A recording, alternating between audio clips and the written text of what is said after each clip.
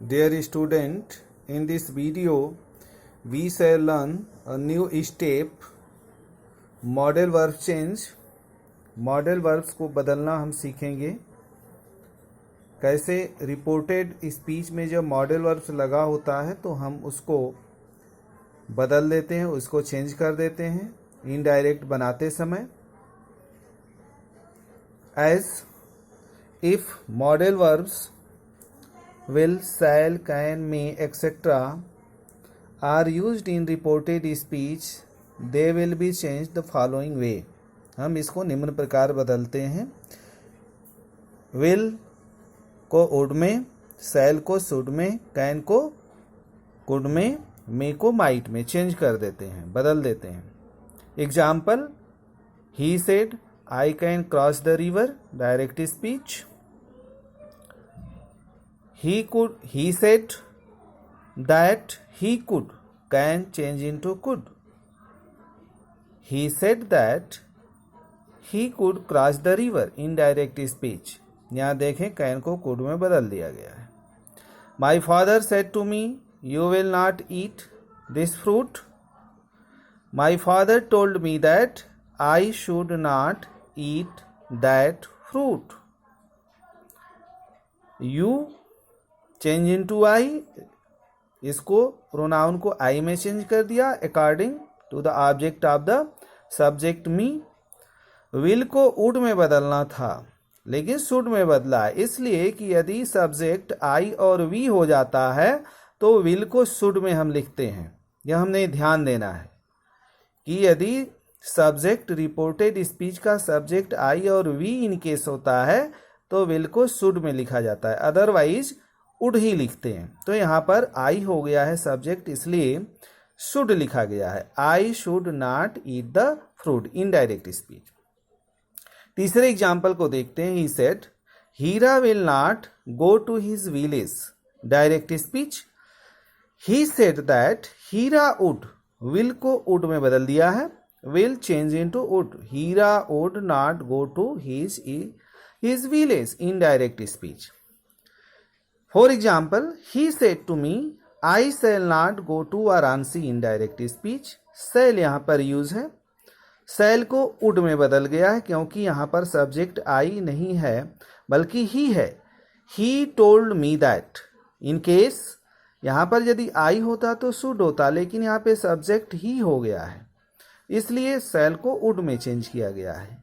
He told me that he would not go to Varanasi, indirect speech. Lencho set, 5 example है। Lencho set it में rain today, मे को might में बदल दिया गया है। Lencho set that it might, may change into might, rain that day, indirect speech. अब the following modal verbs, कुछ ऐसे मॉडल वर्ब्स हैं जिसमें हम परिवर्तन नहीं करते हैं। Do not change in this modal verbs, जैसे वुड है, शुड है, कुड है, माइट है, मस्ट है, ought to, used to, etcetera.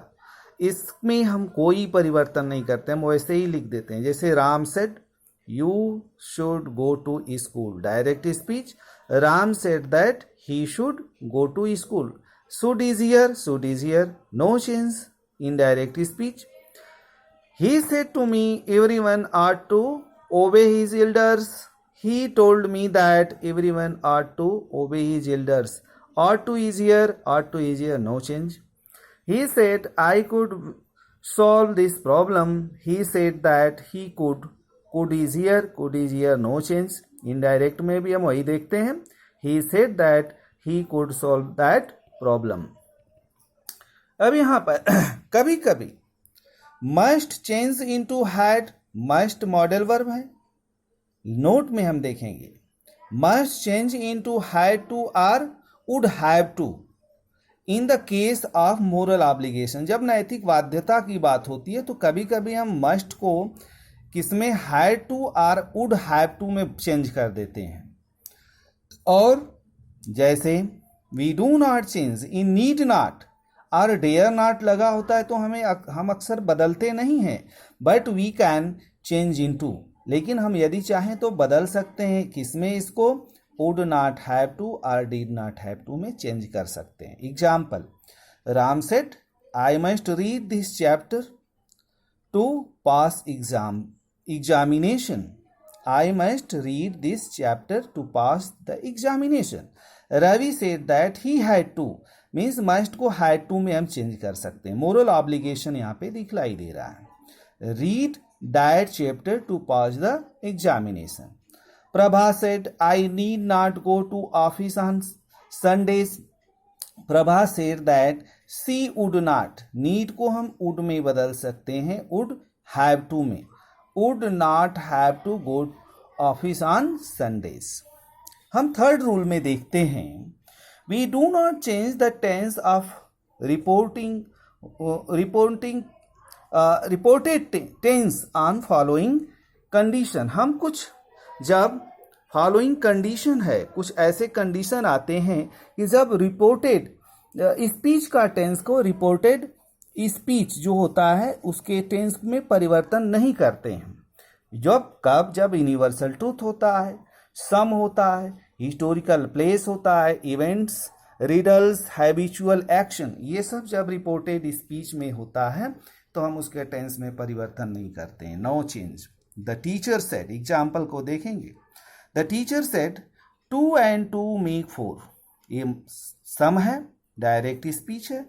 The teacher said that 2 and 2 make 4.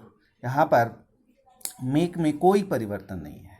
He said honesty is the best policy. Direct speech में देखते हैं यह ट्रूथ है. So he said that honesty is में कोई परिवर्तन नहीं, the best policy. He said dogs bark at strangers. यह हैबिचुअल एक्शन है. यहाँ बार्क को बार्क्ड नहीं लिखा है, टेंस में कोई परिवर्तन नहीं. He said that dogs bark at stranger, indirect speech है. कुछ ऐसे वर्ड्स हमें मिलते हैं, हम उसको फॉलोइंग वे में दूर डिस्टेंस वे मोड में चेंज कर देते हैं. जो नियरेस्ट होते हैं these words change into distance mode, दूरी वाले में हम उसको बदल देते हैं. जैसे दिस को दैट में, दिस को दोज में, हियर को देयर में, हैंस को थेंस में, एगो को बिफोर में, कम को गो, फॉर के दूरी के लिए हम यूज करते हैं. Today that, tonight that night, yesterday previous day, the day before, tomorrow the next day, day after tomorrow the day after following day, next month week the following month week, last night the previous night, just then now then. इस तरह हम इसे बदल देते हैं. लेकिन note में हम देखेंगे if here this now they are near the narrator, जब ये नरेटर के करीब होता है, लगा होता है, सामने होता है, वी शैल नॉट चेंज, हम इसमें परिवर्तन नहीं करते हैं. Example, he said this is my school, direct speech. He said that, यहाँ पर ये जो नरेटर है उसके सामने ही उसका स्कूल है, इसलिए दिस में कोई परिवर्तन नहीं हुआ. ही said that this was his school, indirect speech. She said to Rima, they will go there tomorrow. Tomorrow को the next day में बदल दिया. She told Rima that they would go there the next day. Tomorrow, the next day. He said to me, I can count your ribs now. He told me that he could count my ribs now को then में बदल दिया है. He said, Ravi went to Varanasi yesterday. He said, Ravi went to Varanasi yesterday. He said that Ravi had gone to Varanasi the previous day. Means yesterday. यहाँ पर हम देखते हैं yesterday को previous day and tomorrow को the next day. Previous day means he said that Ravi had gone to Varanasi the previous day.